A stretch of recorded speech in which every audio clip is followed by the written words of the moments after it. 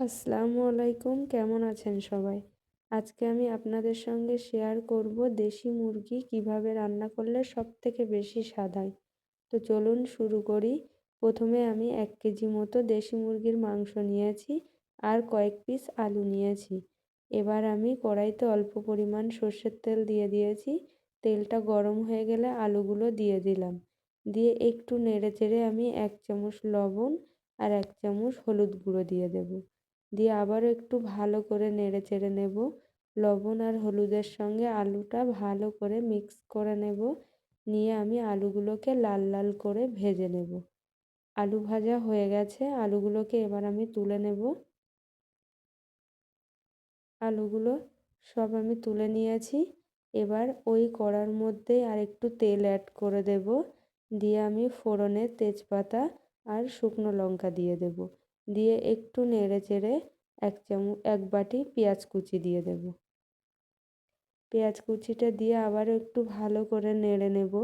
পেঁয়াজটা নরম হয়ে এলে তার মধ্যে 1 চামচ কাশ্মীরি লঙ্কার গুঁড়ো আর 2 চামচ আদা রসুন পেস্ট দিয়ে দেব।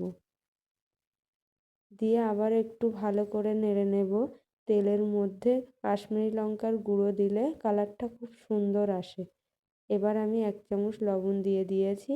দিয়ে আবার একটু ভালো করে নেড়েচেড়ে নিয়ে গুঁড়ো মশলা দিয়ে দেব। 1 চামচ ধনিয়া গুঁড়ো, 1 চামচ মরিচের গুঁড়ো, 1 চামচ জিরে গুঁড়ো, 1 চামচ হলুদ গুঁড়ো দিয়ে আবার একটু ভালো করে নেড়েচেড়ে মশলাটা কষিয়ে নেব। মশলাটা আমি খুব ভালো মতো কষিয়ে নিয়েছি। এবার ওই মাংসগুলো আমি দিয়ে দেব। মাংস দিয়ে মশলার সঙ্গে মাংসটা ভালো করে কষিয়ে নেব। খুব ভালো মতো আমার কষানো হয়ে গেছে। এবার আমি অল্প পরিমাণে পানি দিয়ে দেব। পানি দিয়ে আবারও একটু নেড়ে চেড়ে নেব। এইভাবে 2-3 বার পানি দিয়ে দিয়ে আমি মাংসটা আধা আধা সিদ্ধ করে নিয়েছি। মাংসটা আধা আধা সিদ্ধ হয়ে গেছে। এবার ওই ভেজে রাখা আলুগুলো আমি দিয়ে দেব। আলুগুলো দিয়ে মাংসের সঙ্গে আবার একটু কষিয়ে নেব। কষিয়ে নিয়ে আমি 1 কাপ ফোটানো পানি দিয়ে দেব। এটা কিন্তু আগে থেকে আমি ফুটিয়ে নিয়েছি। ফোটানো পানিটা দিলে কি হয়, মাংসের কালারটাও সুন্দর হয়, তেলটাও কাটে না, নষ্ট হয় না, সব কিছুই সুন্দর হয়, টেস্টটাও খুব ভালো হয়। সেই জন্যে ফোটানো পানি দিলে খুব ভালো হয়। এবার 1 চামচ গরম মশলা দিয়ে নেড়েচেড়ে কিছুক্ষণ রান্না করে নামিয়ে নেব। নামিয়ে আমি একটা পাত্রে পরিবেশন করে নিয়েছি।